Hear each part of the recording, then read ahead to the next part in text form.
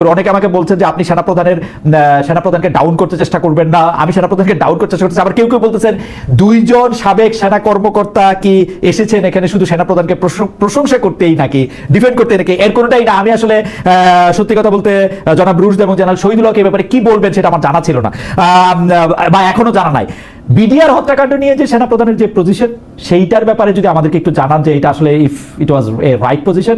এবং 5 আগস্ট নিয়ে আমি এই প্রশ্নটা আবারও করতে চাই, উনি কি এই ক্ষেত্রে ইতিহাস তাকে কিভাবে মনে রাখবে? আসলে তিনি কি একজন স্বৈরশাসককে পালিয়ে যেতে সাহায্য করলেন ফর এ বেটার ডে, নাকি উনি কিছু মৃত্যু ঠেকালেন এবং নিশ্চিত করলেন তিনি যাতে দেশে না থাকতে পারেন?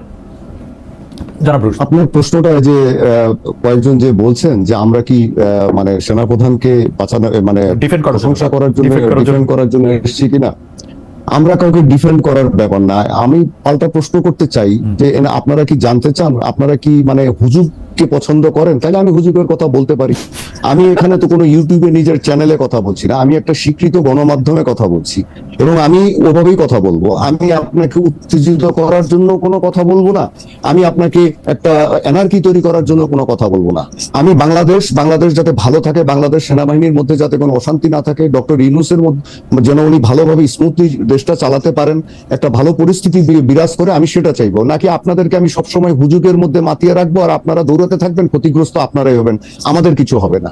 কারণ এটা আপনাদের ডিসিশনের ব্যাপার যে আপনারা কি শুনতে চান। কিন্তু আমি কিন্তু কোনো হুজুরের কথা বলবো না যে ও এটা বলেছে, ওখান থেকে এটা হয়েছে, উনি এটা করেছেন, আমি জানতে পেরেছি ট্যাঙ্ক নেমে গেছে পানিতে, সাবমেরিন উঠছে আকাশে, এ ধরনের কথা যদি আপনারা জানতে চান, হ্যাঁ ওটার জন্য ইউটিউব আছে, ওটার জন্য ধরেন পার্সোনাল চ্যানেল আছে, সেখানে আপনারা যান। কিন্তু একটা স্বীকৃত গণমাধ্যমে এগুলি বলা যায় না। আমরা কাউকে ডিফেন্ড করার জন্য না, আমরা যেটা চাচ্ছি সেটা হচ্ছে যে যেই সমস্ত জিনিস বাংলাদেশ সেনাবাহিনীর ক্ষতি করবে না, আমাদের ডক্টর ইউনূসের যিনি দেশ চালাচ্ছেন তার ক্ষতি করবে না, এবং সার্বিকভাবে বাংলাদেশটার ক্ষতি করবে না। এখানে শুধু আপনাদের মতামত থাকতে পারে, কেউ বিএনপি কে পছন্দ করবেন না, কেউ জামাত ইসলামীকে পছন্দ করবেন না, কেউ আপনার এনসিপি কে পছন্দ করবেন না, এরকম তর্কাতর্কি সমস্ত কিছু সবসময় চলবে। এটার জন্যই তো আসলে 5 আগস্ট হয়েছে। এই যে আপনারা প্রশ্ন করছেন আমাদেরকে নিয়ে, এটা আমরা স্বাগত জানাই যে আপনারা সমালোচনা করছেন।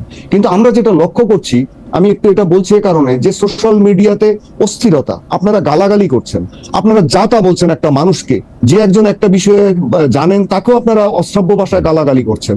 এই যে কতগুলো দলকে দেখা যায় তাদের সমর্থকরা একজন আরেকজনকে মানে যা তা বলছেন। এই যে এনসিপি যে ছোট ছোট বাচ্চাগুলা যারা বুলেটের সামনে নিজের জীবন বিসর্জন দিয়েছে, আপনারা কি জানেন যে বুলেটের সামনে দাঁড়ানো কি জিনিস? এখন না বসে বসে সুন্দর করে বিদেশে বসে বসে সুন্দর করে কথা বলা যায়। বুলেটের সামনে আমরা দুজনেই সেনা অফিসার ছিলাম। বুলেটের যেদিন প্রথম শব্দ শুনি মনে হয়েছিল যে উঠে দৌড় দেই। এখন বুলেটের সামনে আমার স্যার তো হিল ট্রাক্সে যুদ্ধ করেছেন, একবার জিজ্ঞাসা করেন যে যুদ্ধ কাকে বলে।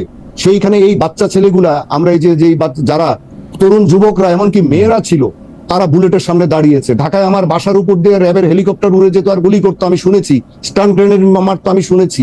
এই বাচ্চাগুলাকে এই 5 আগস্টের পর তারা যে ট্রমাটা দেখেছে, নিজের সামনে তারা মরে যেতে দেখেছে মানুষকে, ছোট ছোট বাচ্চা, আপনি শিশু 182 জনের মতো নিহত হয়েছে। তাদের কষ্টটা কি আপনারা বোঝেন? এই লোকগুলা বোঝে যারা হুজুগ ছড়ায় এই বাচ্চাগুলোকে এমনি তো ট্রমার মধ্যে আছে, পাগল বানিয়ে দিচ্ছে।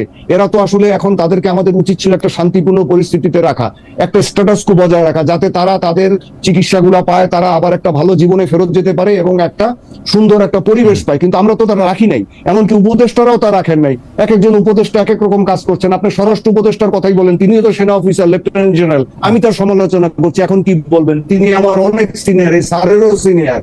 ফার্স্ট শর্ট কোর্সের উনি, আমি 13 নং কোর্সের। উনি তো একজন অথর্ব। উনি ঢাকা শহর, চিটাগাং শহর, কোনো শহরে কোনো ট্রাফিক নিয়ন্ত্রণ নাই, কোনো কিছু নাই, আইন শৃঙ্খলার কোনো বিষয় নাই, কোনো কিছু দিয়ে পারছেন না। এটাকে কি বলবেন আপনি? তারপরে ব্রিগেডিয়ার শাখাওয়াত যখন প্রথমে ছিলেন, উনি কি কথা বলেছিলেন সেটাও আমরা সমালোচনা করেছি। শুধু এক পাশে কথা বলবেন না। আপনারা কি মনে আপনারা কি আমরা দুজন সেনাবাহিনীর মধ্যে গন্ডগোল লাগানোর কথা বলবো? আমার মনে হয় যে আপনি অতি কেন, তার কারণ আমরা একটু মুভ অন করি, কারণ মানুষ তার দর্শকদের কথা বলেছেন, মানে আপনি অতি চমৎকার জবাব দিচ্ছেন। আপনি যদি একটু বিডিআরে আসেন, যে বিডিআর হত্যা, না আমি জানি, আমি গণতন্ত্রকে পছন্দ করি, আমি সবসময় বিরোধী মতকে পছন্দ করি। আমাকে কেউ গালি দিলেও আমি তাকে গালি দেই না। আমি চাই যে 5 আগস্টে বাচ্চাগুলো যে জীবন দিয়ে আমাদেরকে একটা জিনিস দিয়ে গেছে, সেটা হচ্ছে সমালোচনার অধিকার, মুক্তভাবে মত প্রকাশের অধিকার। আমরা সেটাকে চর্চা করব, কিন্তু আমরা আমাদের দেশের ক্ষতি করে না। আমরা ডক্টর যদি ইউনূসেরও সমালোচনা করতে হয়, আমরা ভদ্র ভাষায় করব।